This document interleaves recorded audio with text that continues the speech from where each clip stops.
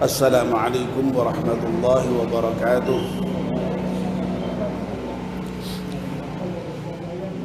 Bismillahirrahmanirrahim. Alhamdulillahi rabbil alamin. Wassalatu wassalamu ala asyrafil mursalin Sayyidina wa maulana Muhammadin wa ala alihi wa sahbihi ajma'in. Amma ba'd. Ibu-ibu, bapak-bapak, dan saudara sekalian, mari kita mulai kajian subuh kita dengan berdoa bersama-sama. Bismillahirrahmanirrahim. Ashhadu an la ilaha illallah wa ashhadu anna Muhammadar Rasulullah. Raditu billahi rabbah wa bil islami dina wa bi Muhammadin nabiyyan wa rasulah. Rabbi zidni ilman nafi'a warzuqni fahman wa hukma wa alhiqni bis salihin. Amin. Bapak dan ibu-ibu, alhamdulillah pagi ini kita diberi kesempatan oleh Allah Subhanahu wa taala untuk bisa hadir ke masjid, salat subuh berjamaah. Dan sekarang kita melanjutkannya dengan melakukan kajian subuh. Kita memohon kepada Allah Subhanahu wa taala semoga seluruh rangkaian ibadah kita di pagi hari ini diterima oleh Allah Subhanahu wa taala.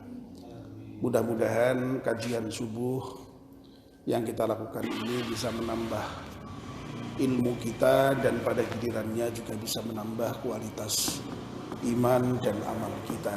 Amin ya rabbal alamin. Bapak dan ibu-ibu, sebagai seorang muslim kita dituntut untuk menjadi orang yang baik, ya, bahkan orang yang terbaik. Nah, terkait dengan kualitas orang yang baik dan orang yang terbaik ini, Nabi kita Muhammad sallallahu alaihi wasallam dalam banyak hadis memberikan kriteria, memberikan kiat bagaimana kita menjadi orang yang baik dan menjadi orang yang terbaik itu. Banyak sekali tersebar dalam banyak hadis. Nah, izinkan saya untuk pagi ini dan pagi-pagi berikutnya untuk sementara tidak mengkaji doa-doa yang ada dalam Al-Quran maupun Al-Hadis, tetapi membicarakan tips-tips Nabi atau kiat-kiat Nabi kita Muhammad sallallahu alaihi wasallam untuk menjadi orang yang baik, bahkan menjadi orang yang terbaik itu.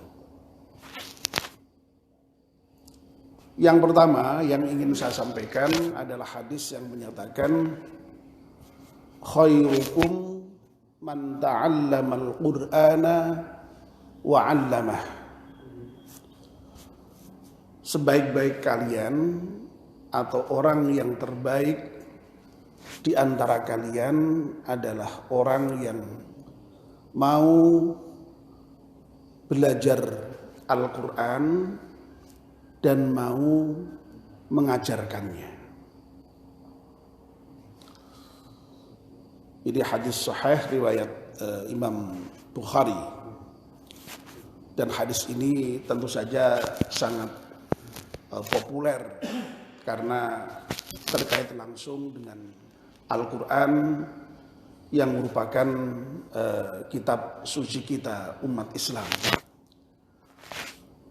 Bapak dan ibu-ibu yang dimuliakan Allah Subhanahu wa taala, sebagaimana kita ketahui bahwa Al-Quran itu tadi sudah saya sebut merupakan kitab suci yang diturunkan oleh Allah Subhanahu wa taala kepada Nabi kita Muhammad sallallahu alaihi wasallam, dan Al-Quran itu dinyatakan oleh Allah Subhanahu wa taala sebagai hudan linnas, sebagai petunjuk bagi umat manusia agar hidupnya itu sesuai dengan yang dikehendaki oleh Allah Subhanahu wa taala, bahagia di dunia dan di akhirat.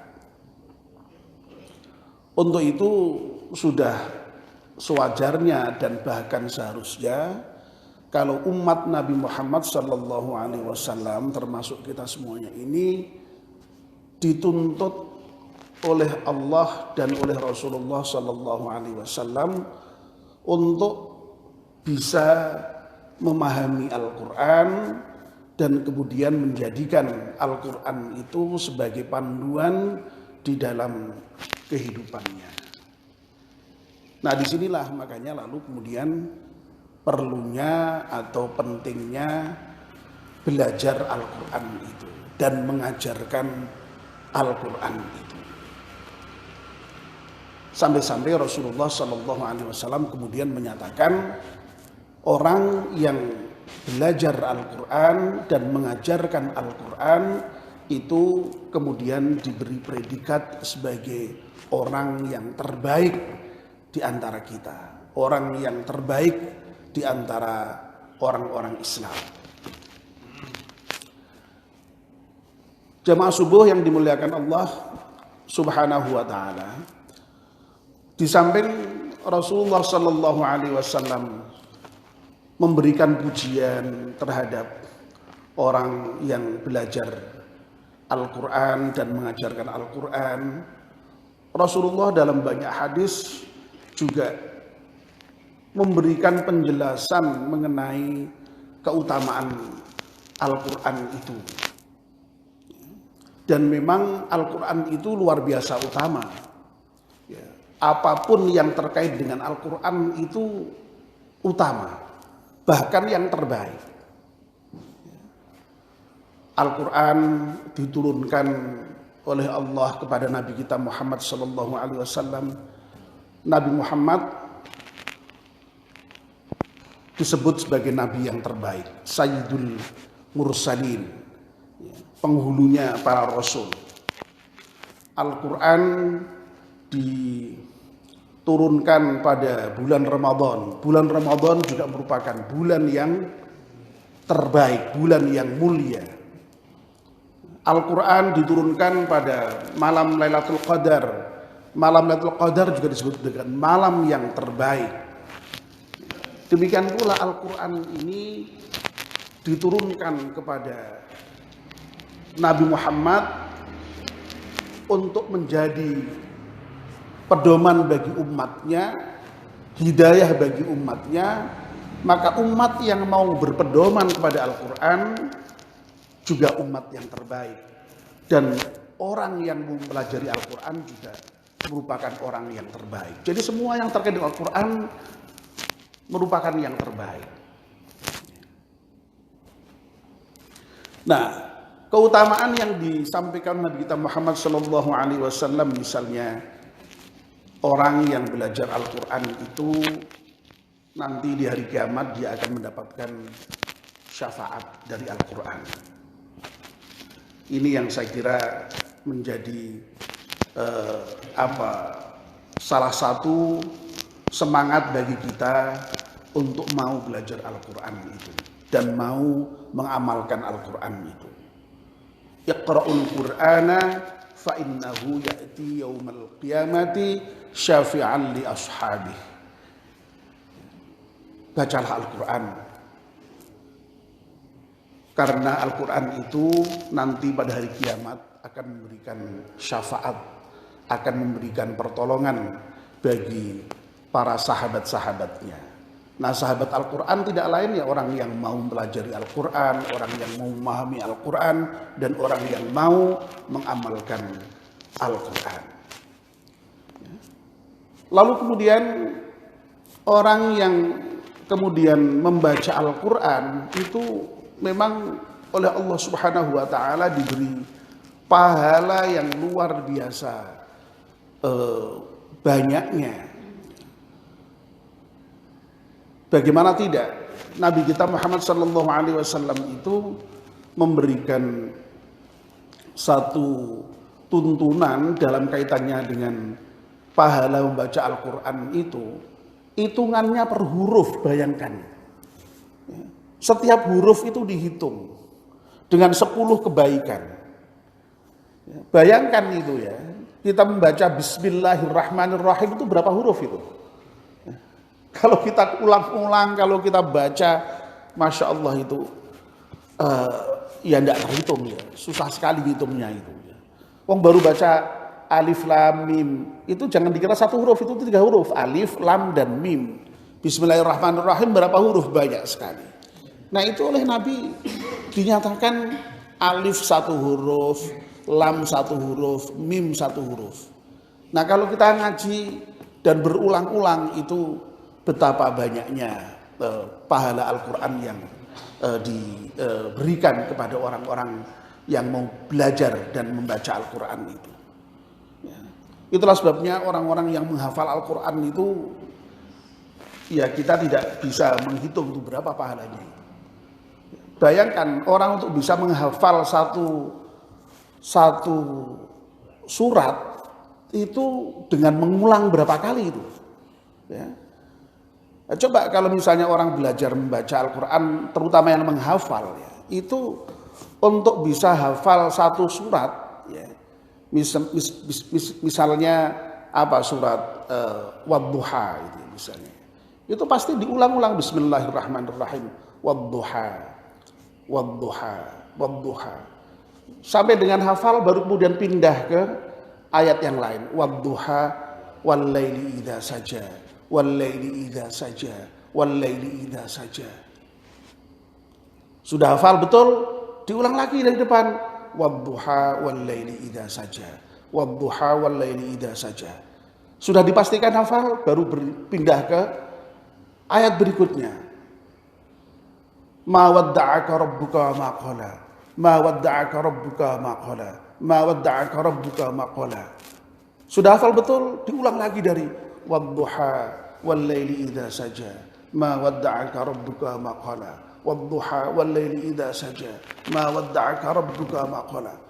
Masya Allah itu diulang-ulang sampai dengan hafal. Itu pun juga nanti diulang-ulang lagi. Kalau tidak diulang lupa. Nah setelah hafal mestinya lalu kemudian ditadaruskan itu, dibaca setiap saat itu. Sehingga Masya Allah dari sisi kalau itu hitungan pahala, wah ya Masya Allah itu tidak terhitung itu jumlahnya itu. Nah ini yang kemudian menjadikan kita mestinya itu semangat dengan mau belajar Al-Quran itu supaya tadi menjadi umat Muhammad yang terbaik tadi itu. Ya. Nah ini apa namanya baru beberapa saja yang saya sebutkan terkait dengan keutamaan membaca Al-Quran. Yang ini tentu saja lalu kemudian muaranya tadi itu untuk mengarahkan umat Nabi Muhammad SAW itu mau belajar Al-Quran dan mau mengajarkan Al-Quran. Sebab kalau ada yang belajar tidak ada yang mengajar juga nggak bisa. Jadi harus ada dua-duanya. Makanya yang belajar maupun yang mengajar itu sebagai orang yang terbaik. Nah tentu saja tidak mungkin saya selesaikan ya pagi ini ya. Cukup sampai di sini dulu ya.